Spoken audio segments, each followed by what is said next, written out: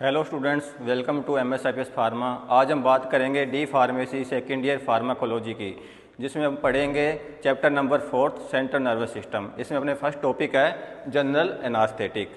सबसे पहले हम देखेंगे डेफिनेशन जनरल एनास्थेटिक होते क्या है। Drug which produce reversible loss of sensation, consciousness and movement. इसमें क्या होता है, रिवर्सिबल लॉस मतलब आपका एक बार जो लॉस हुआ है सेंसेशन का, कॉन्शियसनेस का, मूवमेंट का, वो दोबारा आपको वैसे का वैसे हो जाएगा, इसलिए इसको बोला है रिवर्सिबल लॉस। सेंसेशन मतलब आपकी जो भी आप टच करते हो कुछ संवेदना से होती है, आपको महसूस होता है भी आपने कुछ हैंड पे टच किया है, वो आपको टच महसूस नहीं होगा। कॉन्शियसनेस मतलब आपकी चेतना चली जाएगी एक बार के लिए, उसके बाद वापस आप होश में आ जाओगे। इसके बाद है मूवमेंट। मूवमेंट आप मतलब हाथ पैर हिलाते हो, चलते हो, पैर मारते हो, हाथ हिलाते हो, वो मूवमेंट सब एक बार स्टॉप हो जाएगी जब तक आपको जनरल एनास्थेटिक दिया हुआ है। ऑपरेशन करने के बाद कुछ टाइम के बाद वो क्या है, वापस उसी स्टेज में आप वापस आ जाओगे। ये आपकी है डेफिनेशन। उसके बाद आती है स्टेजेज ऑफ जनरल एनास्थेटिक। इसकी 4th स्टेज होती है। कभी कभी एग्जाम में क्वेश्चन आ जाता है right stages of general anaesthetic 5 number में या 3 नंबर में, तो ये आपने बहुत अच्छे से याद करना है।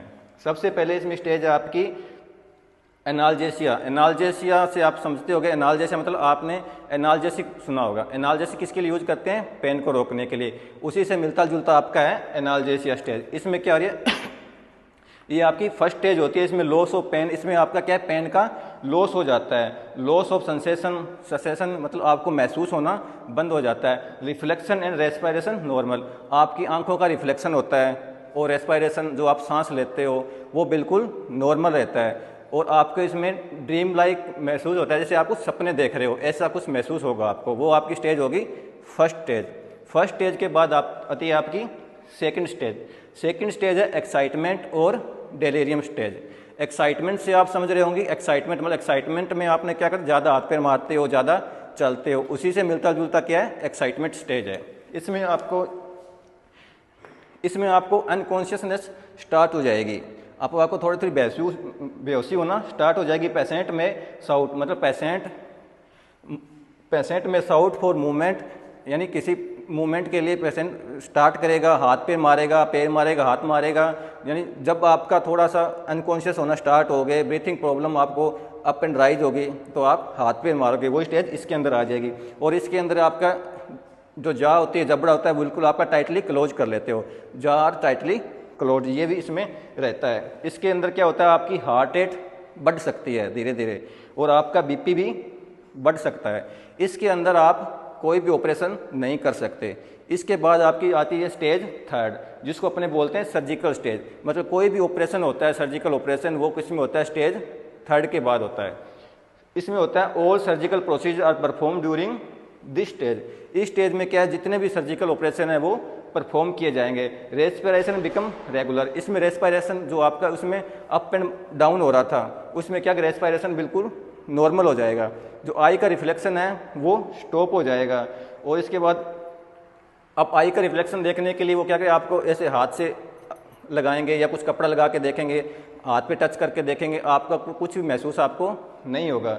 इसके बाद इसमें कुछ होता है वॉलेंट्री यूरिनेशन। ऐसे इसके बाद आपका यूरिनेशन अपने आप हो सकता है, कभी कभार पता नहीं चलता, इस स्टेज के हो सकता है। और डिफिकेशन, ऑटोमेटिक डिफिकेशन हो जाता है, यानी कभी कभार आप ऑपरेशन करते हैं उसके बाद यूरिन निकल जाता है और मलमूत्र भी बाहर निकल जाता है, वो इस स्टेज में हो सकता है। अब आप जो 4th स्टेज होती है वो आपकी एनास्थेटिया देते समय नहीं आनी चाहिए। इसमें होती है 4th स्टेज होती है मेडुलरी पैरालिसिस। इसमें आपका क्या, जो मेडुला होता है सीनस का, वो सप्रेस हो जाता है और इसमें आपका रेस्पिरेशन बिल्कुल स्टॉप हो जाएगा।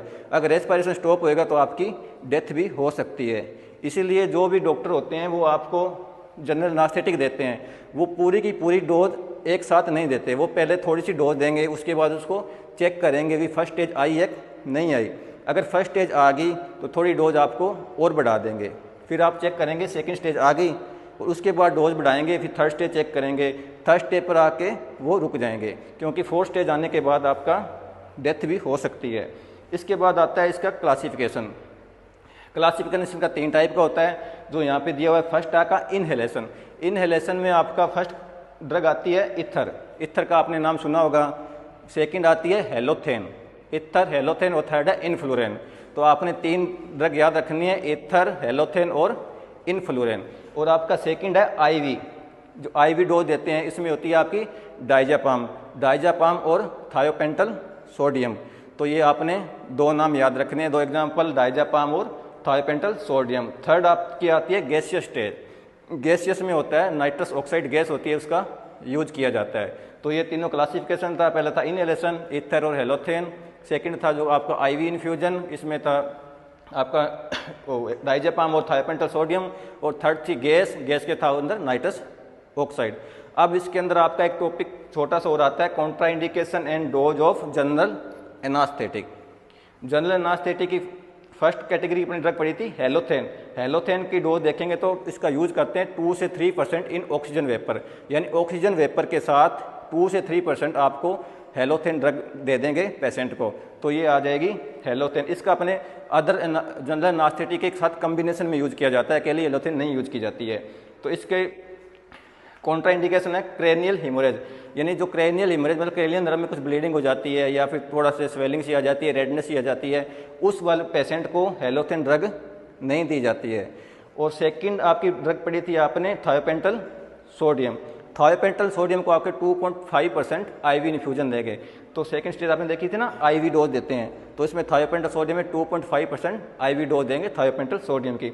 इसके कॉन्ट्राइंडिकेशन है, और माइस्थेनिया ग्रेविस के पेशेंट होते हैं जिनको थायोपेंटल सोडियम अपने नहीं देते, और जिनका बीपी लो होता है उनको भी अपने थायोपेंटल सोडियम नहीं देते।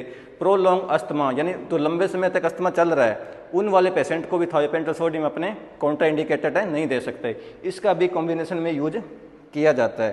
थर्ड कैटेगरी में पड़ी थी आपने नाइट्रस ऑक्साइड। नाइट्रस ऑक्साइड का यूज किया जाता है 30% ऑक्सीजन के साथ। नाइट्रस ऑक्साइड का यूज किया जाएगा। इसके कॉन्ट्राइंडिकेशन है जो प्रेगनेंसी